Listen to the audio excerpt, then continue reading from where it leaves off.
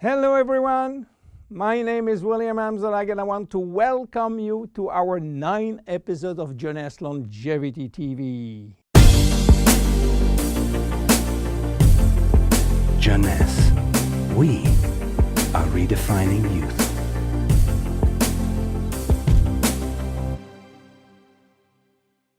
Obesity, or should I say globesity.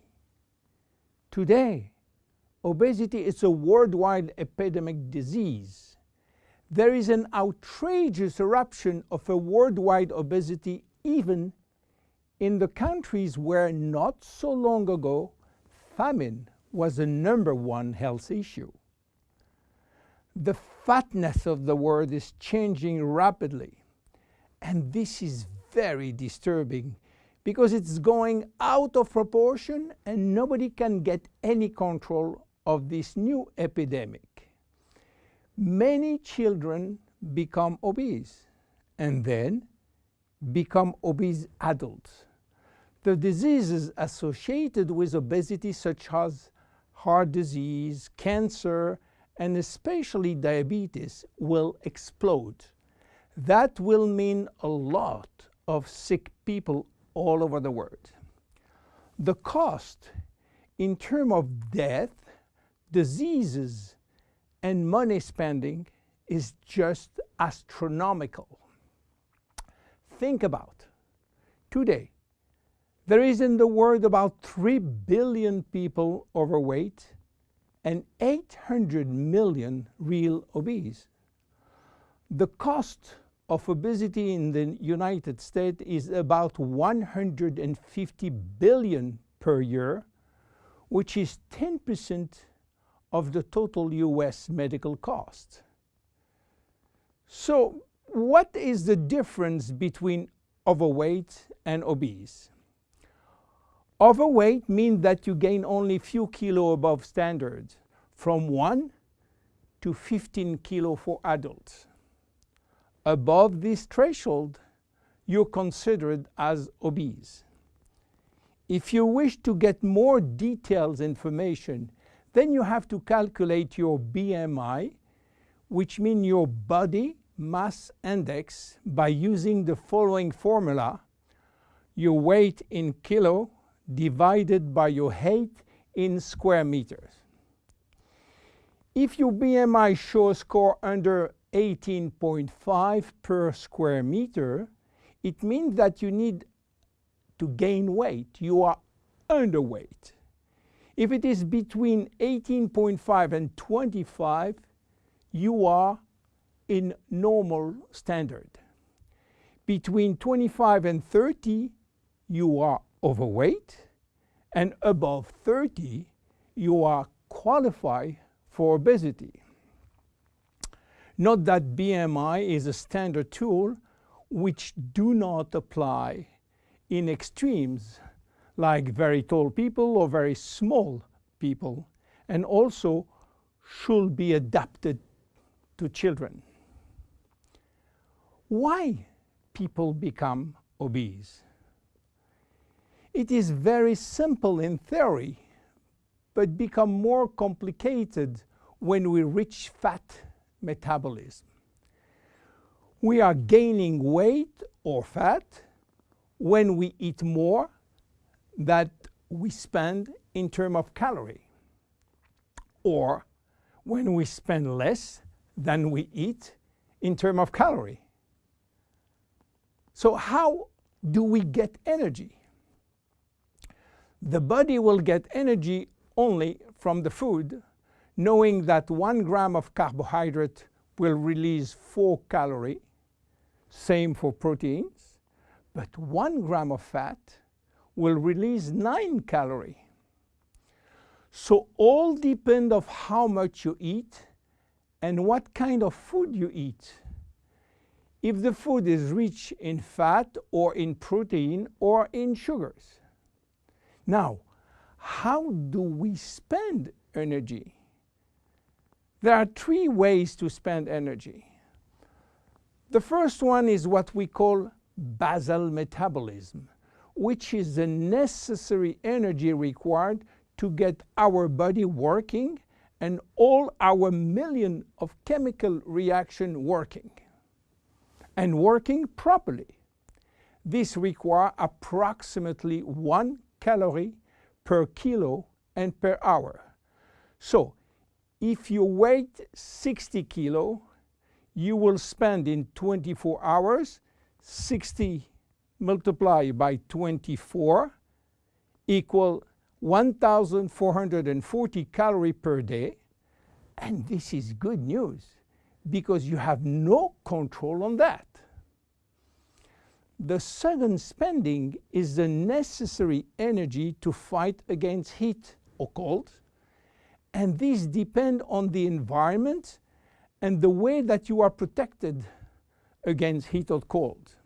It is called thermogenesis. And again, you have little control on that. The third one is the energy required to move your body, and that is entirely up to you.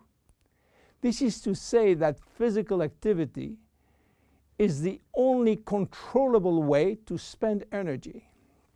We will see later that this very simple way of gaining or losing weight is influenced by many, many other factors, and especially the control of fat metabolism by a sophisticated group of hormones. So why such epidemic? To understand, we have to go back 20,000 years ago. As surprising that it can be, our genes have not changed for the last 20,000 years. At this time, life for humans was quite difficult. In fact, life was based on food availability, and food was really available only during spring and summer. The rest of the time, no food, almost famine. Our genes has to adapt and to work in accordance with this alternance of abundance and famine, and they create a kind of energy storage. The fat cell was born. This cell has the capacity to store all kinds of energy derived from fat, from carbohydrates, and even proteins.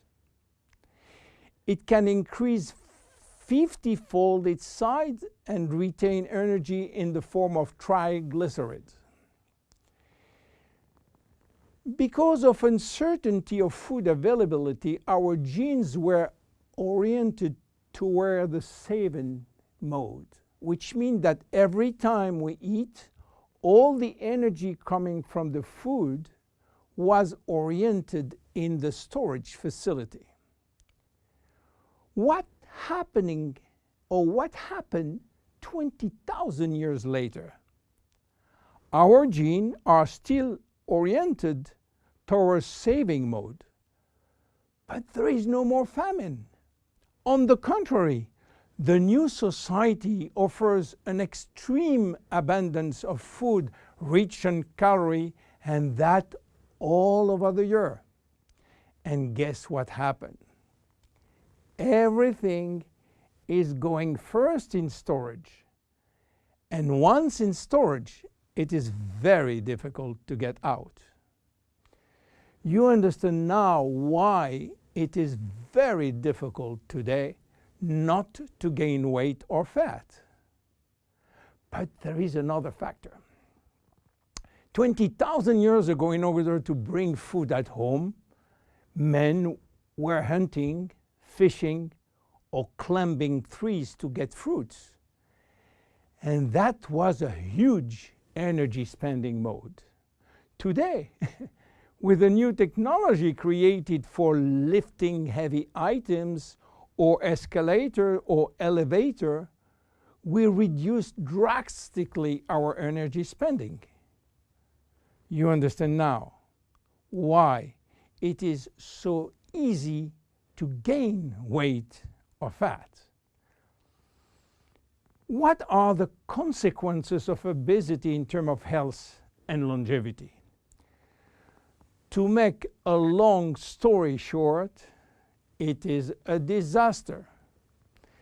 Being and staying obese will lead to a long list of chronic diseases, including cardiovascular disease, diabetes, cancer, metabolic syndrome, and consequently a drastic shortening of life. That will not account for the uncomfortable physical, emotional, and mental consequences of being heavy for ourselves and for our relationship. In terms of aging, obesity is shortening telomeres, increasing DNA damage, and reducing stem cell pool. So what to do for reducing obesity? Obviously, it is quite difficult considering the worldwide effort of the medical community with so small results. Health authorities are repeatedly organizing campaigns to inform people about the consequences of eating too much sugar or fat or the lack of exercise. But the food industry until now do not help and still putting on the market food rich in bad sugar and bad fat. The first step is to be convinced that improving your lifestyle, which means improving your nutrition, your physical activity, managing your stress and your emotion, in order to stop impulsive eating, will be a very good action to preserve your life and your longevity. The second step will be to use specific food supplements to help managing your fat metabolism and rebuild the muscles that you lose when lacking exercise. This is why Jeunesse decided to create a new line of product specially designed to counteract craving, to help fat metabolism, and to reduce muscle loss. Be with us in our next episode dedicated to the Zen Body line. My name is William Amzalag, and I will see you on our next episode. Thank you.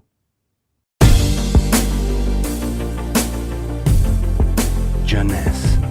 We are redefining youth.